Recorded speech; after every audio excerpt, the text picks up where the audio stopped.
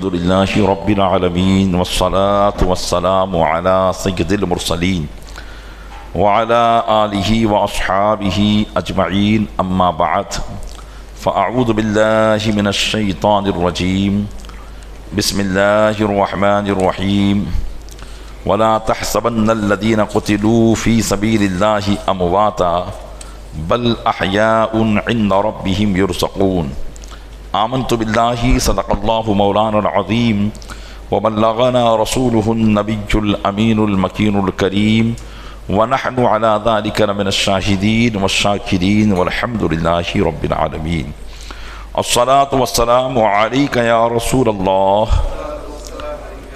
وعلى آلك وأصحابك يا حبيب الله الصلاة والسلام عليك يا نبي الله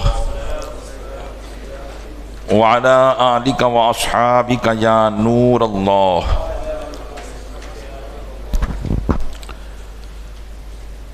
بعد تراویح رمضان المبارک کا مخصوص درس اسلام کا عظیم الشان باب غزوہ احد کا سلسلہ جاری و ساری ہے، سماعت فرمائیں۔ نبی کریم رؤوف الرحیم علیہ الصلاۃ والتسلیم کہ صحابہ کرام علیہم الرضوان کے جانثاری کے واقعات اور ان کی شہادت کے واقعات آپ سماعت کر رہے ہیں۔ اللہ تبارک و تعالیٰ کی قدرت کے بڑے حیرت انگیز کرشمے ہوتے ہیں۔ ہدایت اور گمراہی یقیناً اللہ تبارک و تعالیٰ جسے چاہتا ہے ہدایت دیتا ہے اور جسے چاہتا ہے گمراہ فرماتا ہے۔ ہم سوچ بھی نہیں سکتے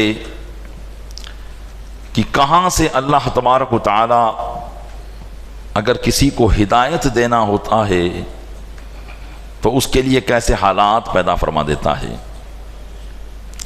خود ارشاد فرماتا ہے اللہ یجتبی الیہ من یشاء ویہدی الیہ من ینیب۔ اللہ تعالیٰ چن لیتا ہے اپنی طرف جس کو چاہتا ہے اور ہدایت دیتا ہے اپنی طرف جو اس کی طرف رجوع کرے، کہ جو اللہ عز و جل کی طرف رجوع کرتا ہے اللہ تعالیٰ اسے ہدایت عطا فرماتا ہے۔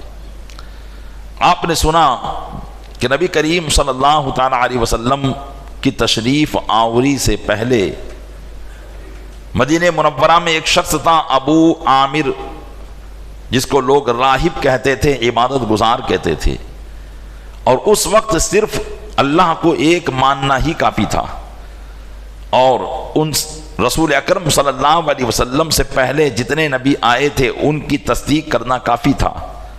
وہ اس پرانے دین پر تھا، اس وقت وہ ہدایت پر تھا اور اللہ کے محبوب کے آنے کی خوشخبری وہ سنایا کرتا تھا۔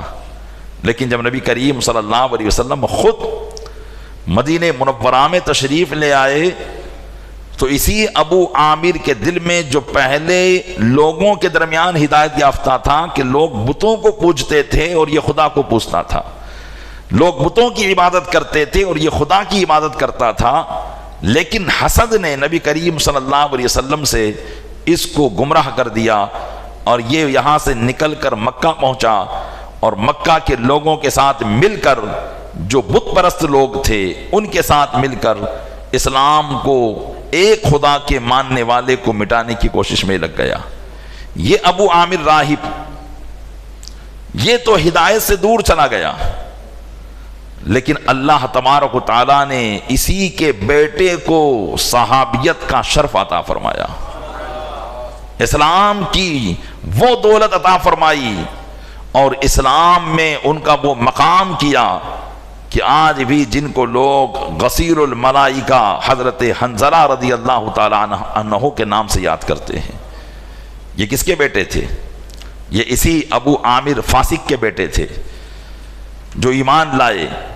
یہ اللہ عز و جل کی شان کریمی ہے۔ خود ارشاد فرماتا ہے یخرج الحی من المیت ویخرج المیت من الحی، مردے سے زندے کو نکالتا ہے اور زندے کو مردے سے نکالتا ہے۔ یہ کفر گویا کی ایک مردہ صفت ہے، اللہ تعالیٰ اس میں سے اسلام کو پیدا کرتا ہے اور بسا اوقات زندے سے مردوں کو نکالتا ہے۔ اسلام چونکہ زندہ ہے، اور کبھی کبھی ایسا ہوتا ہے کہ مسلمان کی اولاد کفر کی طرف چلی جاتی ہے۔ حضرت نوح علیہ نبینا وعلیہ الصلوۃ والتسلیم کا بیٹا کنعان ایک نبی کا بیٹا تھا، نبی زادہ تھا، لیکن اللہ تبارک و تعالیٰ نے اسے ہدایت عطا نہ فرمائی۔ تو پیارے اسلامی بھائیو، یقیناً اپنے ایمان پر اور اللہ تبارک و تعالیٰ کی طرف سے دی ہوئی اس ہدایت پر ہمیں جتنا فخر کرے کم ہے، اور یہ یقیناً اللہ کا بہت بڑا احسان ہے کہ اس نے ہمیں ہدایت یافتہ رکھا۔ اور اللہ کی بارگاہ میں ہمیشہ یہ دعا کرتے رہنا چاہیے کہ مولا، جس طریقے سے تو نے ہمیں مسلمان کیا، ایمان کی حالت میں رکھا، بس مرتے دم تک ہم اسی حالت میں اس دنیا سے چلے جائیں، کیونکہ یہی حقیقت میں کامیابی کا راز ہے۔ مومن ہی اللہ کی بارگاہ میں کامیاب ہے، اس کے علاوہ جو بھی ہے وہ سب کے سب اللہ کی بارگاہ میں ناکام ہے۔ تو حضرت حنظلہ رضی اللہ تعالی عنہ، آئیے ان کی شہادت کا واقعہ سماعت کیجئے۔ حضرت حنظلہ رضی اللہ تعالی عنہ بھی میدان احد میں، جنگ احد میں شامل تھے، اور صحابہ کرام کے ساتھ یہ بھی مصرف جنگ تھے کہ انہوں نے اچانک جنگ کے اندر ابو سفیان کو دیکھا، جو اس وقت لشکر کفار کا سپہ سالار تھا، اور وہی سب کو لے کر میدان احد میں اسلام کو ختم کرنے کے لیے آیا تھا۔ تو حضرت حنظلہ رضی اللہ تعالیٰ عنہ نے جب ابو سفیان کو دیکھا تو آپ سے رہا نہ گیا، اور آپ نے تیش میں آ کر اپنی تلوار کو لہرایا اور اس پر سیدھی تلوار کا وار کرنے کی کوشش کی، لیکن وہ تھوڑا آگے بڑھ گیا، تلوار بجائے اس پر پڑنے کے گھوڑے پر پڑ گئی، اور گھوڑا سخت زخمی ہو گیا، جس کی وجہ سے گھوڑا تڑپا، جس کی وجہ سے ابو سفیان نیچے آ گیا۔ جب ابو سفیان نے اپنے آپ کو دیکھا کہ میں ایک مسلمان کے نرغے میں پھنسا ہوا ہوں، تو وہ چیخا چلایا اور لوگوں کو اپنی مدد کے لیے پکارنے لگا۔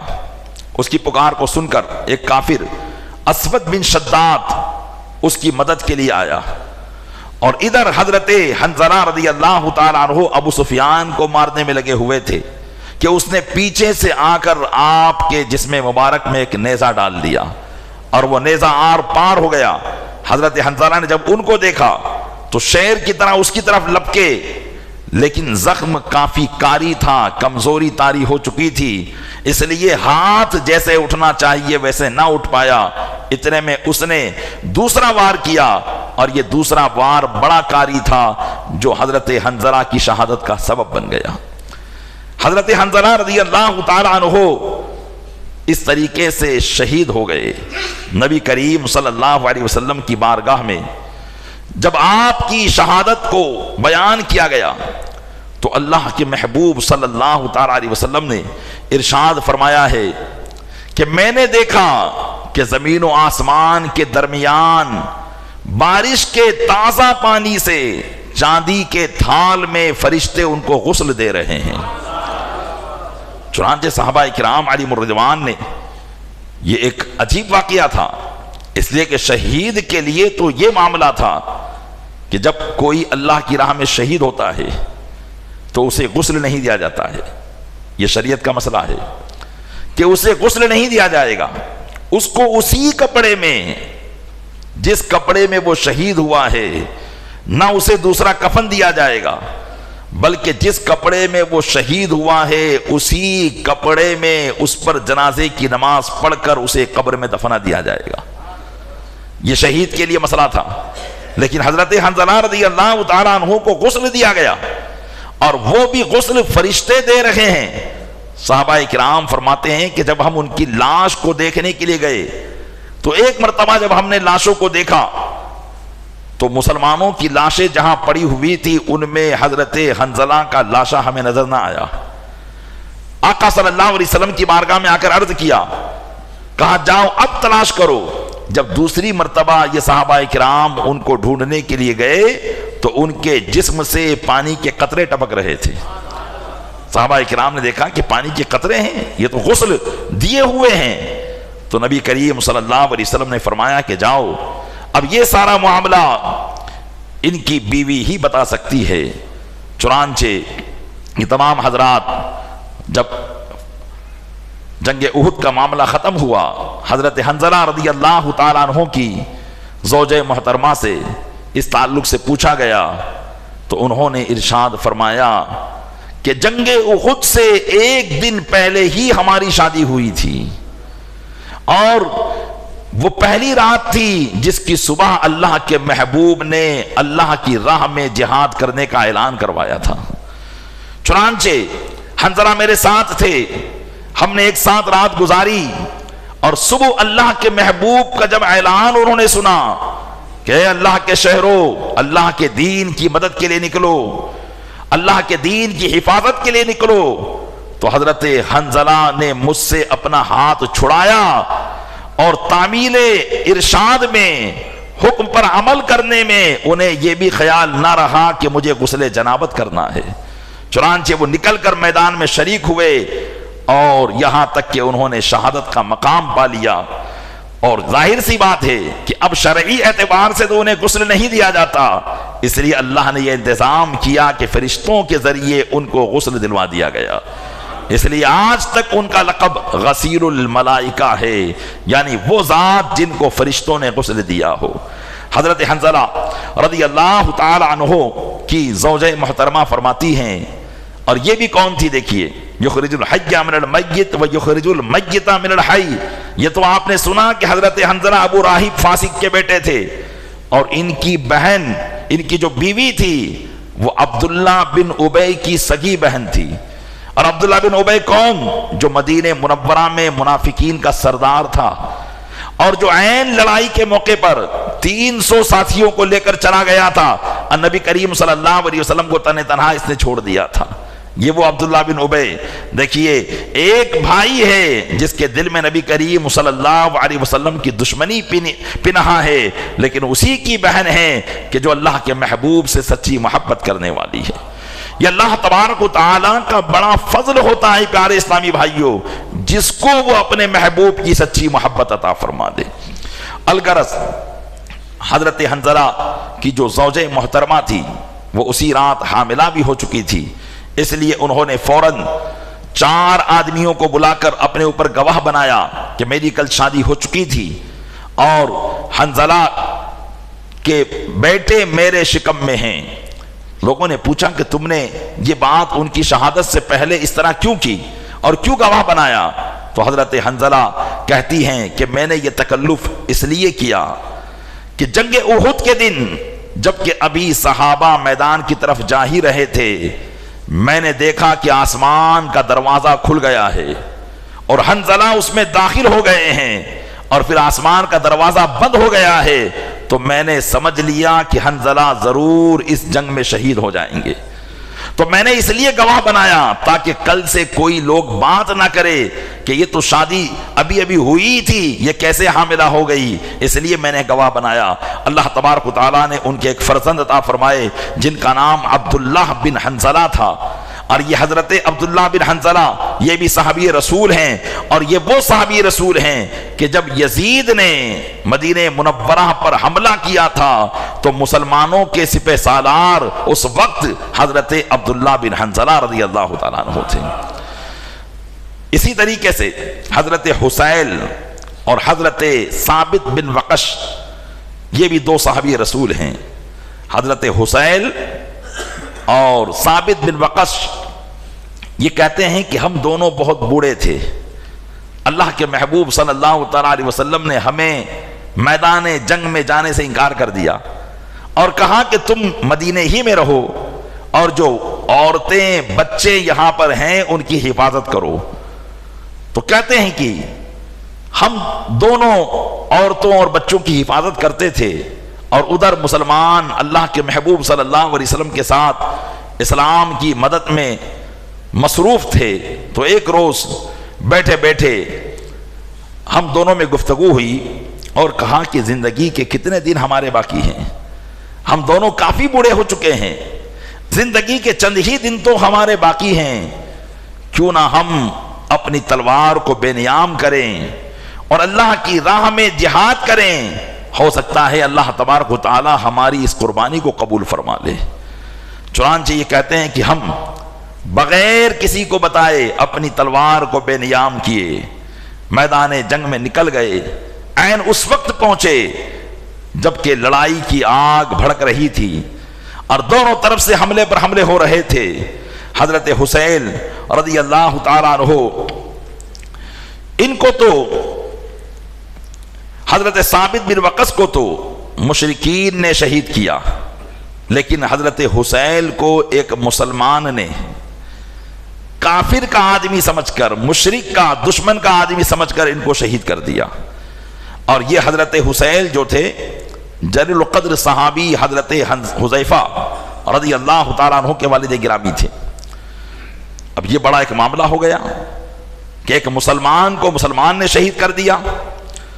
پیارے اسلامی بھائیوں، لیکن حضرت حذیفہ رضی اللہ تعالیٰ عنہ کمزور ایمان والے نہیں تھے۔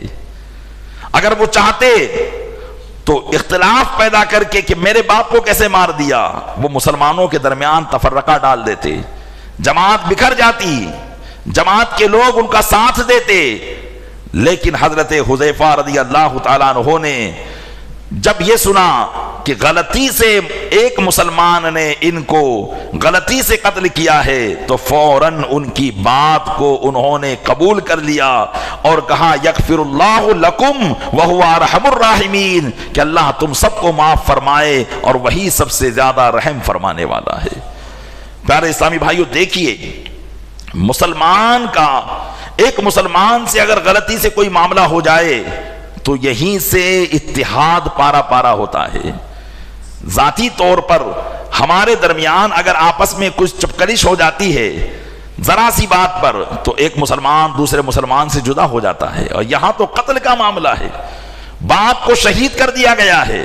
لیکن حضرت حذیفہ کے سامنے جب یہ بات رکھی گئی کہ یہ غلطی سے ہوا ہے تو آپ نے اتحاد کو بگڑنے نہ دیا، وہ اتفاق جو مسلمانوں کے درمیان تھا اس کو قائم رکھا، اور پھر اس طریقے سے حضرت حذیفہ نے تمام مسلمانوں کو معاف کر کے اتحاد اور اتفاق اور معافی کی ایک مثال کو قائم کیا۔ اب یہ ہے کہ ایک مسلمان اگر دوسرے مسلمان کو غلطی سے مار دے، ایک مسلمان دوسرے مسلمان کو غلطی سے مار دے تو شریعت مطہرہ میں اس کے لیے دیت کا حکم دیا گیا ہے، یعنی قاتل مقتول کے وارثین کو دیت ادا کرے گا، اور دیت یہ ایک مال ہے جس کو شریعت نے مقرر کیا ہے، جس کی قیمت آج کے اعتبار سے 10-12 لاکھ روپے ہوتی ہے، کہ یہ دیت اس کو ادا کی جائے گی، اور یہ کون دے گا؟ قاتل مقتول کے وارثین کو دیں گے۔ اب اگر قاتل اس لائق نہیں ہے کہ وہ یہ مال ادا کر سکے تو اس کے پورے خاندان سے وصول کیا جائے گا، اور اگر اس کے خاندان بھی یہ طاقت نہیں رکھتے تو پھر دوسرے خاندان جو ان کی برادری والے ہیں ان کو اس میں ملایا جائے گا، اور اگر خاندان اور برادری والے بھی اتنی طاقت نہیں رکھتے کہ پوری دیت ادا کرے تو قاتل جس علاقے میں جس محلے میں رہتا ہے اس محلے پر، جن کو عاقلہ کہا جاتا ہے، اس پر یہ دیت کا حکم نافذ کیا جائے گا۔ یہ ایک اسلامی قانون ہے کہ اگر بھول سے غلطی سے قتل خطا ہو جائے تو قتل خطا کی دیت دینی ہوتی ہے۔ تو اللہ کے نبی صلی اللہ تعالیٰ علیہ وسلم نے جن صحابی نے ان کو قتل کیا تھا غلطی سے، ان کی طرف سے، کیونکہ ان کے پاس تو ایسا کوئی مال نہیں تھا، اللہ کے محبوب صلی اللہ تعالیٰ علیہ وسلم نے ان کے لیے دیت کا انتظام کیا، اور انہیں دیت دینا چاہیے کہ اے حذیفہ ہم تمہارے والد کی دیت تمہیں دیتے ہیں۔ تو حضرت حذیفہ رضی اللہ تعالیٰ عنہ نے عرض کیا یا رسول اللہ علیہ الصلوۃ والسلام، یہ مال جو بھی آپ نے دیا ہے میں سب اس کو اللہ کی راہ میں خرچ کرتا ہوں، صدقہ کرتا ہوں۔ وہ سارا کا سارا مال اب آج کے زمانے کے اعتبار سے 10-12 لاکھ روپے ہوتی ہے اس کی قیمت۔ کون ہوگا جو اس کو چھوڑے گا؟ کہا ٹھیک ہے چلو تھوڑا بہت مال تو میں رکھ لیتا ہوں، باقی خرچہ کر دوں گا۔ لیکن پیارے اسلامی بھائیوں، یقیناً یہ اللہ کے محبوب کے ایسے صحابہ تھے کہ جن کے دل و دماغ میں ذرہ برابر دنیا کی محبت ان کے دل و دماغ میں نہیں تھی۔ نبی کریم صلی اللہ علیہ وسلم نے جب ان کی سیر چشمی دیکھی تو آقا صلی اللہ علیہ وسلم کی بارگاہ میں ان کی قدر و منزلت اور بڑھ گئی. اللہ کے محبوب صلی اللہ علیہ وسلم ان پر بہت خوش ہوئے اور پھر ان کو اپنا قریب بنا لیا. پیارے اسلامی بھائیوں، یقیناً یہ وہ صحابہ کرام کی صفات تھی. دیکھیے یہ وہ ایمان کے تقاضوں کو پورا کرتے تھے، اس وجہ سے تو ہر موڑ پر یہ کامیاب تھے. اور ہم بھی چاہتے ہیں کہ ہم پر بھی اللہ کی رحمت متوجہ ہو.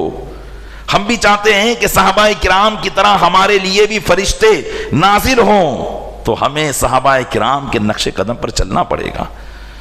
ایسے ہی دنیا کے اندر مشغول رہ کر، دنیا داری کر کے ہم یہ سوچنے بیٹھ جائیں کہ اللہ کی طرف سے کوئی ہماری مدد آئے گی، تو یہ نہیں ہو سکتا ہے. ہمیں ایک قدم تو اللہ کی رحمت کی طرف بڑھنا ہوگا. جب بندہ ایک قدم اللہ کی رحمت کی طرف بڑھتا ہے تو اللہ کی رحمت اس کی طرف 10 قدم بڑھاتی ہے. تو ایک مرتبہ تو ہمیں پہل کرنی ہوگی، اپنے اخلاق کردار کو صحابہ کرام کی طرح بنانے کی کوشش کرے. اللہ تعالیٰ اپنے محبوب صلی اللہ علیہ وسلم کے صدقے میں ہمیں حقیقی معنوں میں احکام اسلام پر عمل کرنے کی توفیق عطا فرمائے. آمین بجاہ النبی الامین صلی اللہ علیہ وسلم. درود پاک پڑھ دیں. اللہم صلی علی سیدنا شفیعنا نبینا ومولانا محمد مادر الجود والکرم وآلہ وبارک وسلم. صلاۃ و سلام علیکہ یا رسول اللہ. سوال؟ دیکھیے،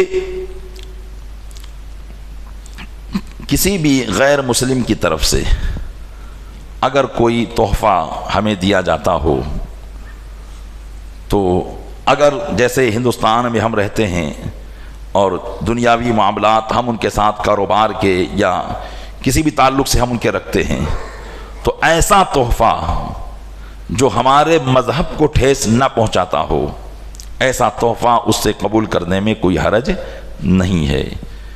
لیکن اگر کسی تہوار کے موقع پر انہوں نے کسی مسلمان کو کوئی تحفہ دیا ہے تو علماء فرماتے ہیں کہ پہلے تو یہی چاہیے کہ اس سے بچے، اور اگر بچنا ممکن نہیں ہے، مشکل ہے، حالات کا سامنا ہے، تو پھر اس سے وہ تحفہ لے لے. لیکن اس دن، جس دن کافروں کا تہوار ہو، اس دن اس کو استعمال نہ کرے، اس کو بعد میں استعمال کرے، ہے نا. بعد میں اس کو استعمال کیا جائے گا تاکہ ان کے اس تہوار میں، ان کی خوشی کے اندر ہم شامل نہ ہونے پائیں. اس لیے کہ ان کے جو تہوار ہوں گے، ہر ایک کا مذہبی تہوار جو ہوتا ہے وہ ان کے مذہب کی بنیاد پر ہوتا ہے. اب ظاہر سی بات ہے کہ کوئی بھی کسی کا تہوار ہے وہ اس کی مذہب کی بنیاد پر ہے، تو وہ تہوار ان کے معبودوں کو خوش کرنے کے لیے وہ کرتے ہیں. اور ظاہر سی بات ہے کہ اگر ہم نے اس تہوار میں شرکت کی تو ہماری خوشی کا کچھ نہ کچھ حصہ ان کے ساتھ مل گیا. جبکہ مسلمان ایک اللہ عز و جل کو ماننے والا ہے اور اس کا یہی مذہب، یہی عقیدہ ہے کہ اللہ عز و جل کے سوا کوئی بھی عبادت کے لائق نہیں ہے. تو وہ جو بھی کام کرے گا وہ اللہ کی خوشنودی کے لیے ہی کرے گا. لہذا اس بات کو آپ اچھی طرح سے ذہن میں رکھیں. دوسرا سوال؟ ہاں، قربانی کے گوشت کو دیکھیے صرف مسلمان کو دیا جا سکتا ہے. قربانی کا گوشت چونکہ یہ تقرب میں کیا گیا ایک گوشت ہے، ہم جب جانور کو قربان کرتے ہیں تو یہ عبادت کے طور پر اس کو ہم نے کیا ہے، نہ کہ عام جانور جو ہم کاٹتے اس طریقے سے نہیں ہے. اس لیے یہ صرف اور صرف مسلمان، اور وہ بھی سنی صحیح العقیدہ ہی کو دیا جا سکتا ہے. کسی غیر مسلم کو یا بد مذہب، جس کی بد مذہبیت حد کفر کو پہنچی ہو، یہ گوشت ان کو نہیں دیا جا سکتا ہے. چلیے، کل کے کوئی سوال کرنا چاہیں تو بولیے.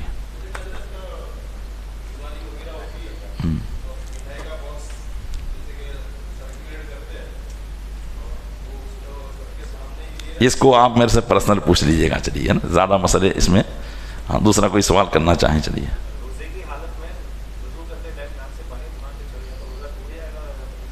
ٹھیک ہے، انشاءاللہ آئندہ کل اس کو بیان کریں.